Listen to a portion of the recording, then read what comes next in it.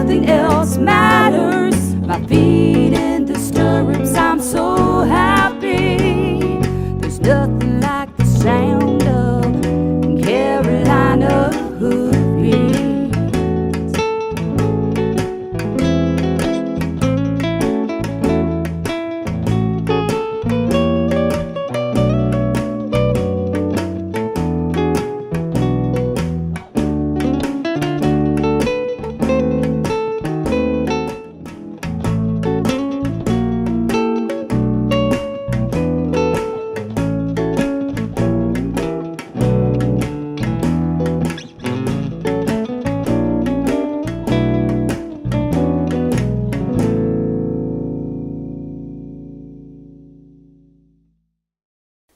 Hi, I'm Rose Cushing, host of Carolina Hoofbeats TV. From all of us at Cushing Media and my buddy Dunnett here, we'd like to thank you for watching for the past 3 years. We're very proud to be North Carolina's very first and only weekly TV show devoted entirely to the equine industry. Join us each week as we explore horse-human relationships. Dunnett and I never miss an episode, and I hope you don't either. My name is Scott Brookins, and I am the owner of Brookins Construction and MD Barn Master of the Carolinas. At MD Barn Master, we have the best warranty in the business. We have a variety of designs to choose from. Our barns are easily customizable to meet your needs. We have financing available to those who qualify. Our barns are fire resistant and they hold their value with little maintenance. Let us build your dream barn for you today.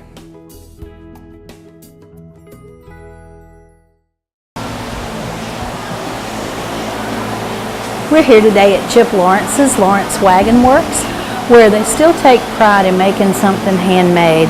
This beautiful wagon that you see behind us was made from scratch for a custom order, and it uses a hitch of draft horses and be used as a show wagon all across the United States. So tune in for our episode and learn all about wagon making with Lawrence Wagon Works.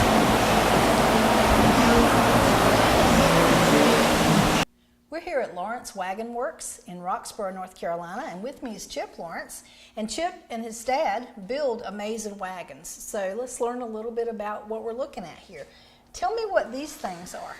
Well, these are the main wheel poles. These go in the wagon gear itself that the horses will be hooked to pull. And we have the hooks on the end. The crab hook enables us to put extra poles to hook up to an 8-horse hitch to the wagon. Okay. So we have a main pole, and we actually have a spare in case one was to break. Okay. And the smaller pole is a swing pole, will go between the next set of horses, like when you hook a 6-horse hitch. Okay. So tell me about this wagon. Well, this has got original running gear. Actually, this running gear would have been built in Canada. So it's an early 1900s running gear. We call it a 5th wheel running gear.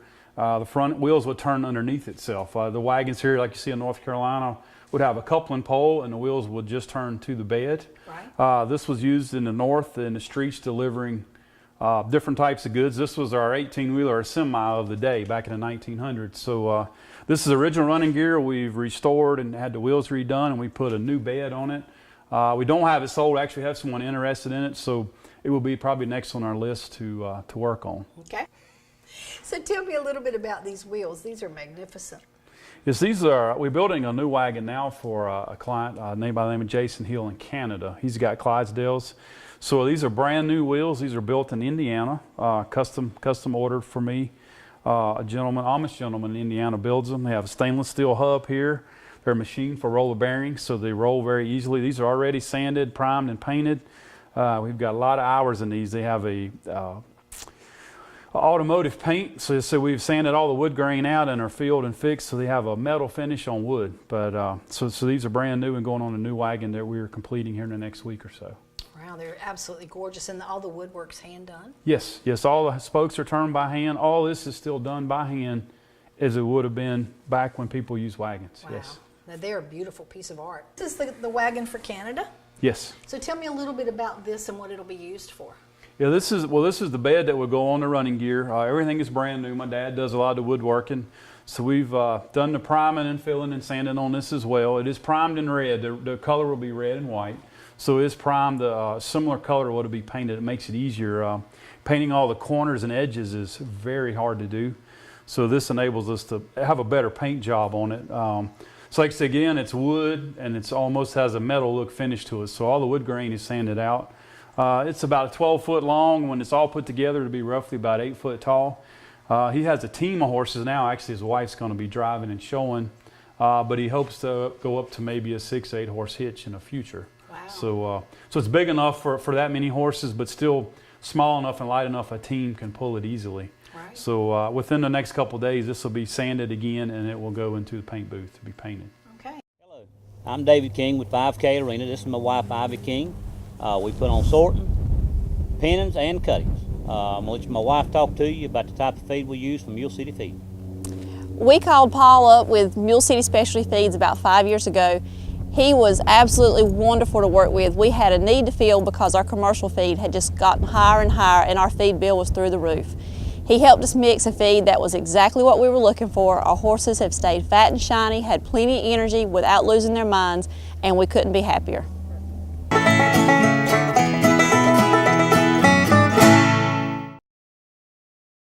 And this is your paint booth? Yeah, yes, nothing elaborate, but like see, I don't know if you want to get a shot of. See, that's got brand new, fresh, shiny paint on it.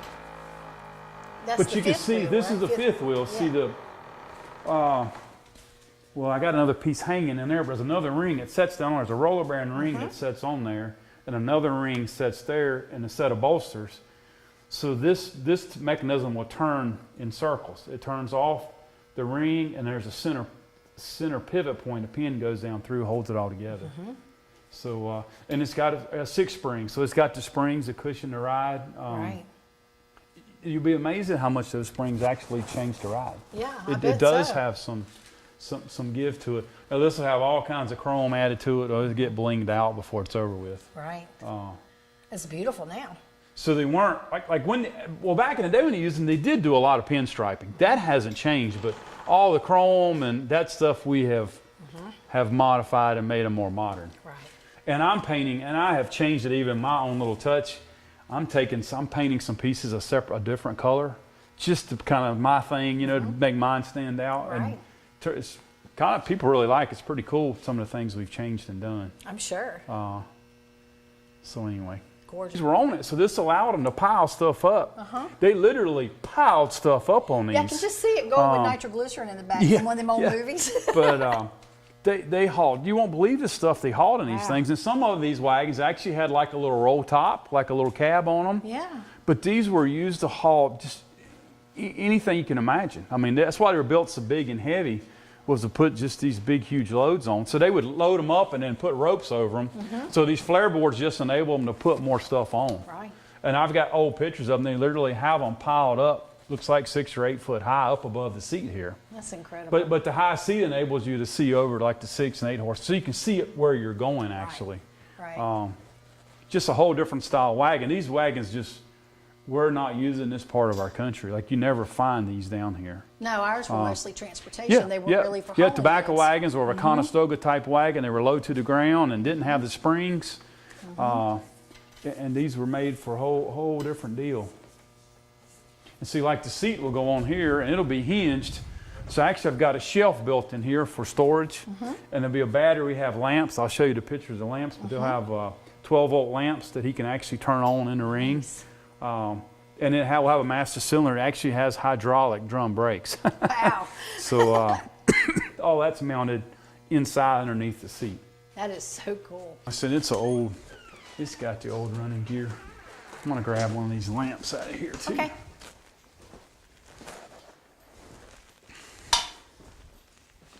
So like this will go on the new wagon. This is handmade. These are made in Montana, see? Wow. So that's a brand new lamp, purely made by hand. A set of those is around $3,000. I bet so. But the guy in Montana makes them, and this is a replica of what they would have used on those wagons. And see, they actually would come off, and it was almost like kind of like a train lamp, or I mean, you could take that off and use it. But the original ones had a kerosene and a wick. Now these have been obviously modernized. We got the 12 volts in there now, so you don't. But you could actually have you can put a little canteen thing in there that holds the fluid and have a wick, and you actually could burn them that way. And that's the way they originally were made. That's exquisite. So that's a replica of what they used to be, and these are handmade by a gentleman in Montana. And the back open so you could Yes. actually light it. Yes, like I say, if you had the wick and all, see, this is the piece we've engineered to go in there for the 12 volts, but this comes out, and you can actually put a wick and fix it so you could burn them like they would have been burned when they were originally built. That is so beautiful. So that would go on the new wagon that we have built. It's nickel plated, It's gorgeous. but it is all handmade. Welcome to Martin County in northeastern North Carolina, located halfway between Raleigh and the Outer Banks. Martin County's got art. Great shopping. Great churches. Great kayaking. Great business opportunities. Great food. NASCAR. Great golf. Great medical care. The Bob Martin Ag Center. Safe communities. Great RV camping. Great nature trails. Great history and heritage. Martin County has great schools. And there's great fishing. Well, there you have it. Martin County. It's all here. We're waiting for you.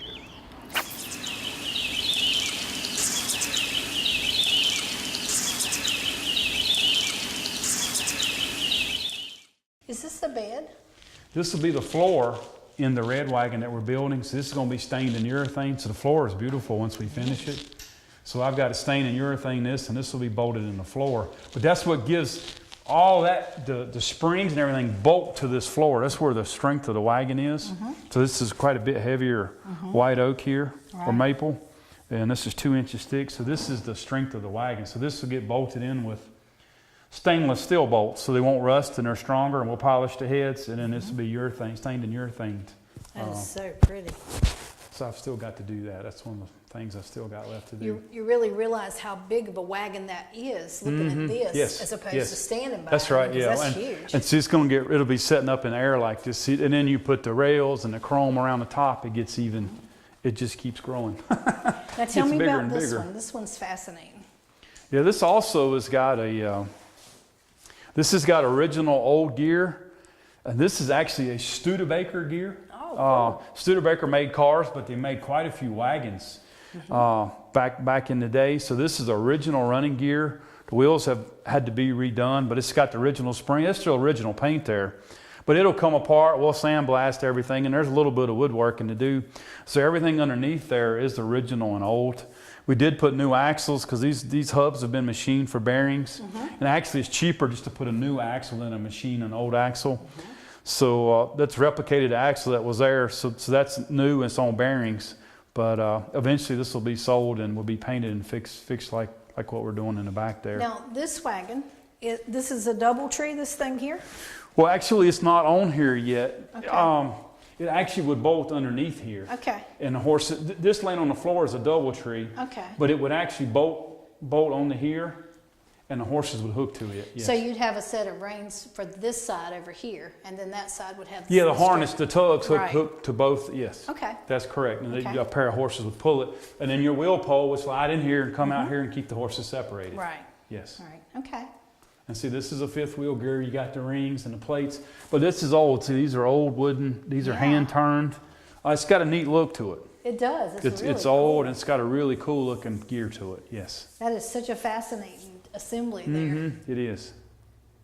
Gorgeous. But all this was just just the metal and stuff is so heavy. See, all this is made by hand and hammered out, and the rounded rivets and all. It's just really neat. It is. I mean, it's just absolutely incredible. And what age would this be, you think? This would be in the early 1900s. It would be, these wagons were used like in an early, like 1902, 1903 to in the 1920s. This wagon was used pretty heavily. Then. So this is what settled America. Right. I mean, they probably, they were used, all those western towns that had to supply miners and railroad builders. Absolutely. And all It was used that way. And like I say, as the cars came around and all that changed, but this was used to haul so much freight and heavy. The running gear and all was so heavy, it was built to haul a heavier load and a bigger load. Right. And how many horses would this wagon accommodate? You can hook as little as 2. You can take a team, but most of these would have 6 and 8 because you just had more, obviously more horsepower. Right, because of the weight right. that it That's could right. handle. Yep. Okay. And a team can pull it, but if you got to pull it all day, obviously the more horses can share the load.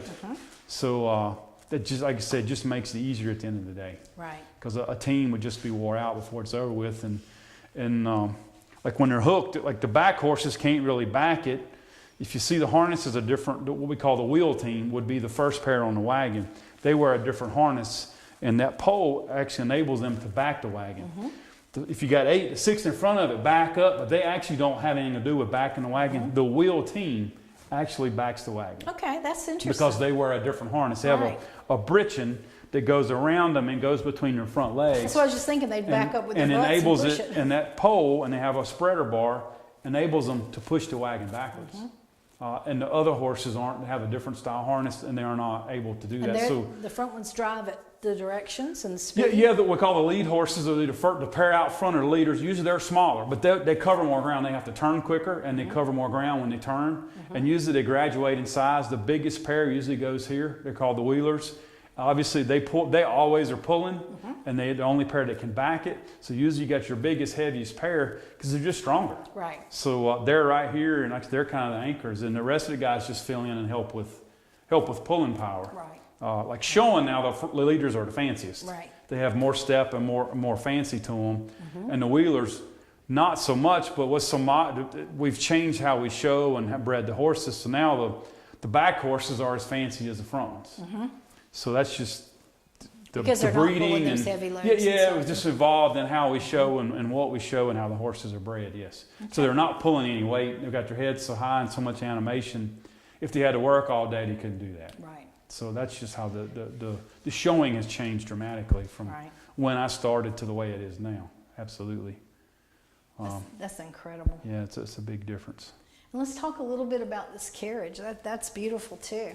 One in the museum here in town that you guys did some touch up on it, and so it kind of shows the versatility of what now you do. Absolutely.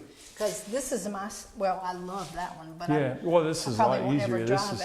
This is made for just one horse. Yeah. The guy that striped it thinks it probably was a woman's buggy. That's what I was thinking with roses because on of the roses. That was the original design, and he took those patterns off.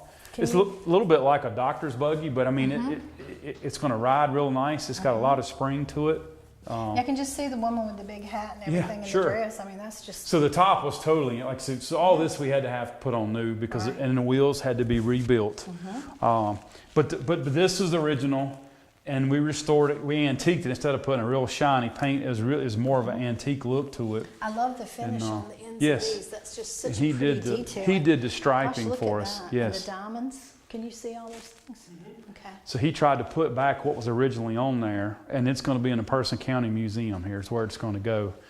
They just, like I said, they're building a place to keep it and store it. We have one buggy up there now that we did for another gentleman, and he actually donated it to the museum. And the museum was able to acquire this from someone. I'm pretty sure it was made in Oxford, North Carolina originally. And then we just restored it back to what it originally would be and antiqued it instead of giving it a new shiny paint to make it look more like it was used. What would the value of something like this be if I wanted to buy one today? I don't know, because it's got some history and it's got original tag on there. It could be probably $2,000 to $4,000. I'm not sure really. It depends on the person, or if a collection, or if it's a special piece. I don't know what the real. It's just really hard to say for sure. It is beautiful. Yeah, it turned out really good. Absolutely. So we've done some pieces, some older pieces, and we've done some other type carriages and wagons. We've done some sleigh. I have a sleigh now to pick up for my mother and father-in-law, and I antiqued it the same way. Everything on it, a lot of stuff's been new, but actually with this we can use a latex paint.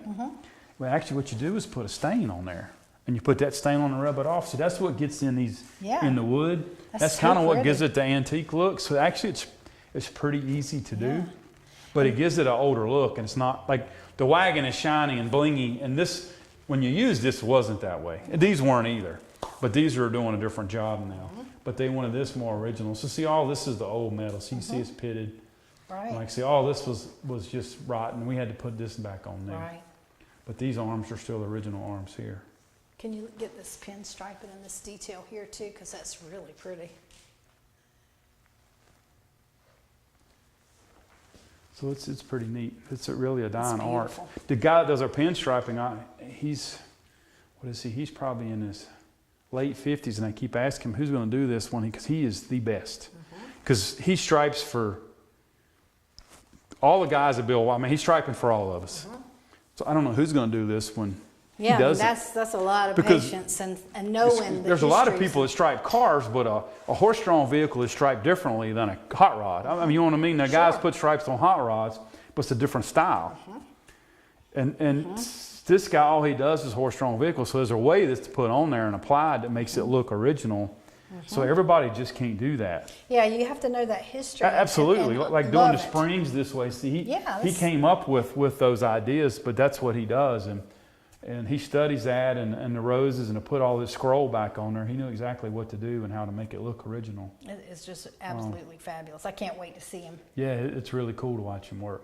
If you're interested in a career working with horses, then Martin Community College is the place for you. MCC's Equine Technology program is the only one offered among North Carolina's 58 community colleges. The program is management-oriented with classes in breeding, nutrition, training, riding, equine health, and more. Graduates can leave MCC prepared to work in recreational and racing barns, breed to discipline-oriented farms, or assistant farm management. For more information, contact Martin Community College today.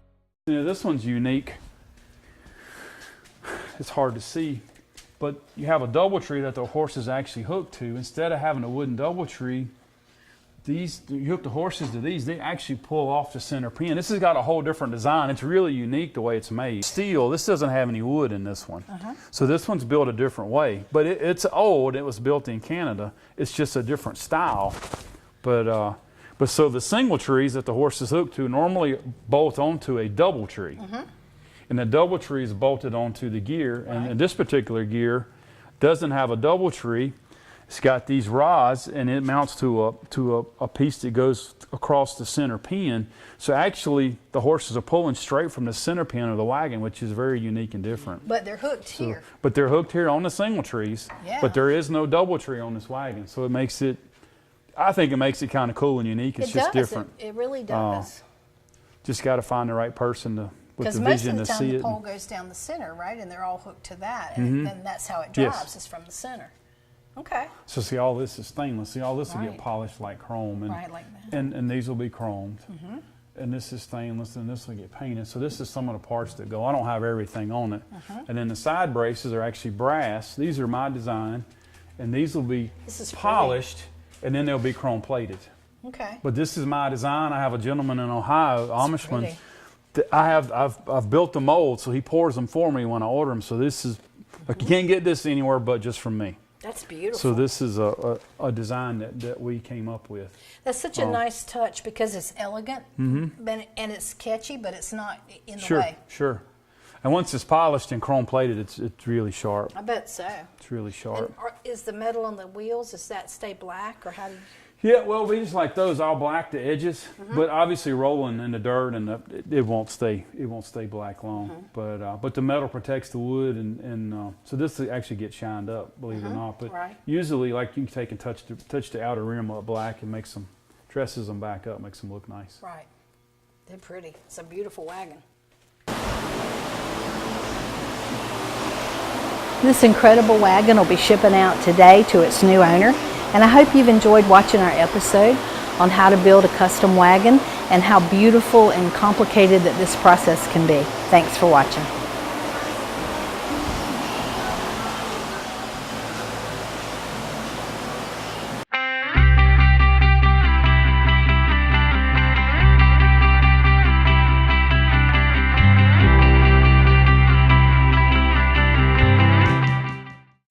Hello, my name is Stephen F. Sharam, and I am a part of the Cumberland County 4-H Club Thunderhooves.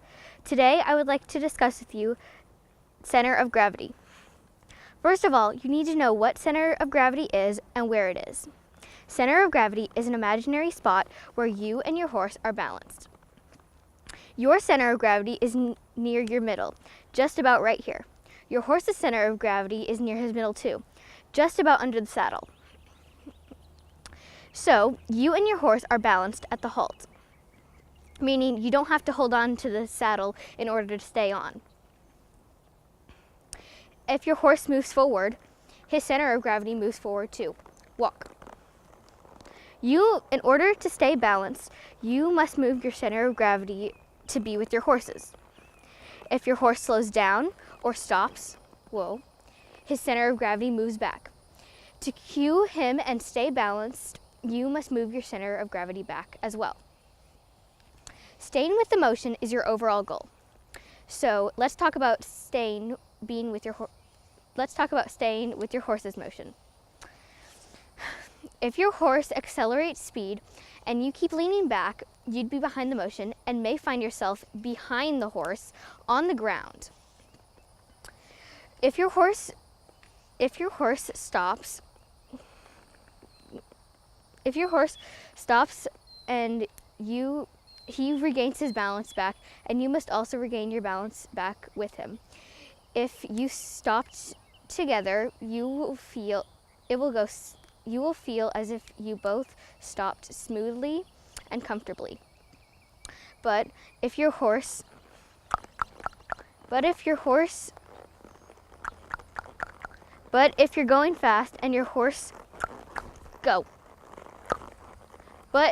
fast and your horse stops suddenly and you keep leaning forward, you may be hugging your horse or go flying ahead of him and land on the ground. This is called being ahead of the motion. Ordinarily, you should try to stay with your horse and be balanced and with his motion and everything he does. One way to make sure you can do this is keeping your heels down and your shoulders over your hips and heels. An exercise to make sure you are balanced is walking with your horse, while standing up in your stirrups. When doing this, make sure your heels are down and your knees are bent. Also, you should have someone walk next to your horse or lead him so that he doesn't run off or catch himself on the reins. Walk.